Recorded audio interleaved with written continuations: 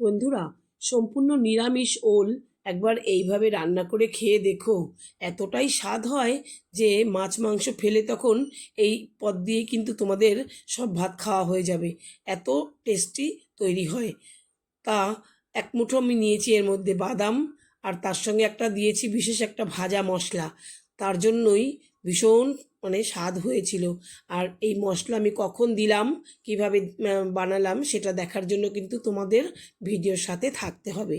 আর অবশ্যই ভালো লাগলে তোমরা লাইক কমেন্ট করো। তাহলে দেখো, আমি এখানে ওলটাকে না ছোট ছোট করে টুকরো টুকরো করে গাটা ছুলে টুকরো টুকরো করে কেটে নিয়েছি। এরকম ডুমো ডুমো করে কেটে নিয়েছি ওলটা।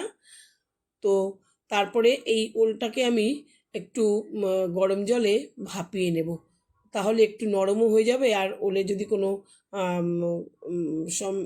থাকে, গলা কুটোনোর ব্যাপার থাকে, সেটাও থাকবে না আর। তো আমি ওলটাকে একটু গরম জল করে নিয়ে তার মধ্যে একটু নুন আর হলুদ দিয়ে একটু ভাপিয়ে নেব। একটু ঢাকা দিয়ে রাখবো কিছুক্ষণের জন্য। গ্যাসের আঁচটা কিন্তু আমি বাড়িয়েই রাখবো। এই অবস্থায় আমি ঢাকা দিয়ে 5 মিনিট মতন একটু সেদ্ধ করে নেব। আর এদিকে আমি এটা সেদ্ধ হতে হতে হতে দুটো আলু কিন্তু ডুমো ডুমো করে কেটে নিয়েছি। আলু দুটো দিয়ে আমি ওলটাকে ওলের সঙ্গে আলুটাও দেব। আর ওলটা দেখো আমার সেদ্ধ হয়ে গেছে, যতটুকু আমার ভাপানোর দরকার। একদম তো নরম করব না, দেখো আমার সেদ্ধটা হয়ে গেছে। এর থেকে বেশি আমি সেদ্ধ করব না। আমি এটাকে ঢেলে জল গেলে নিয়েছি। এবার একটা ভাজা মশলা দেখো, মৌরি, সাদা জিরে, ধনে, গোলমরিচ আর তেজপাতা আর একটা শুকনো লঙ্কা, এটা দিয়ে আমি একটা ভাজা মশলা তৈরি করে রাখছি। এটাকে কিন্তু গ্যাসের আঁচটা কিন্তু একদম কমিয়ে রাখতে হবে। কমিয়ে রেখে একটু নেড়ে চেড়ে যখন একটু গন্ধ বেরোবে, সুগন্ধ বেরোবে, সেই সময় মশলাটাকে কিন্তু নামিয়ে আমি গুঁড়ো করে রেখে দেবো। এই মশলাটাকে আমি কখন দেব তোমরা দেখতে থাকো, তখন বুঝতে পারবে যে আমি এই মশলাটার যে কতটা স্বাদ হয় আর কখন দেব সেটা তোমরা বুঝতে পারবে। দেখো, এক মুঠো বাদাম আমি তেলের মধ্যে দিয়ে ভেজে নিচ্ছি। আমি কিন্তু এই বাদামটা ভেজে নিয়ে গুঁড়ো করে দিতে পারতাম, পেস্ট করে দিতে পারতাম, কিন্তু আমি এটাকে কিন্তু গোটা গোটা অবস্থাতেই আমি দেবো। আমি এটাকে গুঁড়ো করব না। এটা মুখে পড়লে এতটা টেস্ট লাগে বন্ধুরা, তোমরা একবার এরকমভাবে খেয়ে দেখো। এই ভেজে আমি তুলে রাখলাম বাদামগুলো। গ্যাসের আঁচটা কিন্তু অবশ্যই কমিয়ে রাখবে, নইলে বাদামটা পুড়ে যাবে। তারপরে তোমরা যদি ঠান্ডা হলে বাদামের খোসাটা ছাড়িয়ে নেওয়ার হয় নিতে পারো। আমি এখানে দেখো গোটা গরম মশলা আর সাদা জিরে ফোড়নে দিয়ে দিলাম। তারপর ফোড়নটা থেকে একটু বেশ মিষ্টি সুগন্ধ যখন বেরোবে, সেই সময় আমি দেখো তেলটা তো মোটামুটি অনেকটাই দিয়েছি, আলুটাকে দিয়ে দিলাম ভাজার জন্য।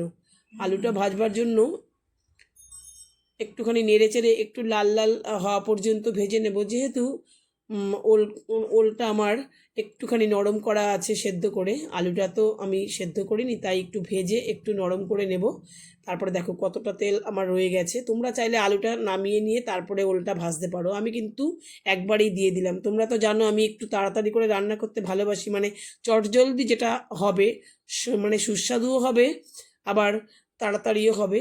এবার কিন্তু এই ওলটাকেও কিন্তু খুব ভালো করে তেলের সঙ্গে ভেজে নেব, তেলের মধ্যে দিয়ে যতটা পর্যন্ত ভাজলে মোটামুটি ভাজা ভাজা একটা তার সঙ্গে সেদ্ধ হয়ে যাবে, সেই রকম পর্যন্ত আমি ভেজে নেব। তারপরেও দেখো একটু তেল রয়েছে অল্প অল্প। এইবার এই তেলের মধ্যে কিন্তু আমি সামান্য মশলা সেটা দিয়ে দেব। দেখো, একটু দিয়ে দিলাম জিরের গুঁড়ো, একটু ধনের গুঁড়ো, আর একটু নুন হলুদ, আর দিয়ে দেবো সামান্য একটু কালারের জন্য কাশ্মীরি লঙ্কার গুঁড়ো আর কি। আর একটু দিয়ে দেবো ঝালের জন্য কাঁচা লঙ্কা। আমাদের এই লঙ্কাটা খুব ঝাল, তাই আমি দুটো লঙ্কা এমনি কুচিয়ে দিয়েছি। এতেই ঝাল হয়ে গেছিলো আর কি। আর আমি তো লঙ্কা ওই ভাজা মশলার সঙ্গে গুঁড়ো করে দেবই। তারপরে দেখো এই মশলার সঙ্গে সামান্য একটু জল দিয়ে মশলাটাকে কিন্তু ভালো করে কষিয়ে নেবো সবজির সঙ্গে। ভালোই ভাজা ভাজা হয়ে যায় বন্ধুরা। একটু নাড়াচাড়া করলে পরেই, নাড়াচাড়া করতে করতে বেশ একটা মিষ্টি গন্ধ বেরোয়, তখনই বুঝবে যে মশলাটা ভাজা ভাজা হয়ে গেছে। তারপরে দিয়ে দেবো একটা বড় সাইজের টমেটো। টমেটোটাকে দিয়েও খুব ভালো করে নেড়েচেড়ে টমেটোটাকে নরম হওয়া পর্যন্ত আমি ভেজে নেব। টমেটোটাকে নরম হওয়া পর্যন্ত ভেজে নিয়ে আমি এখানে দিয়ে দেব জল।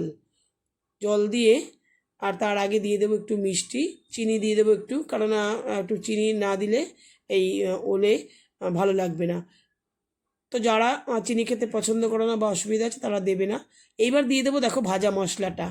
জল দেওয়ার আগে এটা করতে হবে, ঠিক জল দেওয়ার আগে এই ভাজা মশলাটা দিয়ে এই সবজির সঙ্গে কষিয়ে নিতে হবে, ঠিক জল দেওয়ার আগেই। এই তেলের উপরে মশলাটা একটুখানি ভাজা ভাজা হলে পরে মানে এর গন্ধটা আরও সুন্দর লাগবে। একদম শেষে আমি দিলাম না, নামানোর আগে আমি এই ঠিক জল দেওয়ার আগে, সবজিতে জল দেওয়ার আগে আমি ভাজা মশলাটাকে দিয়ে দিলাম। এই সময় দিলে পরে সুগন্ধটা খুব ভালো ওঠে। এবার জল দিয়ে দিলাম পরিমাণ মতো, যেহেতু আমি একটু ঝোল ঝোল রাখবো, আর আলু আর ওলটা তো সেদ্ধও হতে হবে। তারপরে 2 মিনিট একটু ঢেকে রেখে তারপরে উঠিয়ে দেখো বাদামগুলো দিয়ে দিলাম, আর দিয়ে দেবো একটু ঘি আর একটু ধনেপাতা। রান্নাটা আমার একেবারেই শেষের দিকে। আর বন্ধুরা, তোমাদের ভালো লাগলে তোমরা কিন্তু লাইক কমেন্ট করো, নতুন বন্ধুরা সাবস্ক্রাইব করে পাশে থেকো। আর সকলের সাথে দেখা হবে পরবর্তী ভিডিওতে। সকলকে অসংখ্য ধন্যবাদ জানাই পুরো ভিডিওটা আমার দেখার জন্য। সকলে সুস্থ থেকো আর ভালো থেকো, আর আমার ভিডিওর সঙ্গে থেকো সকলে। ধন্যবাদ।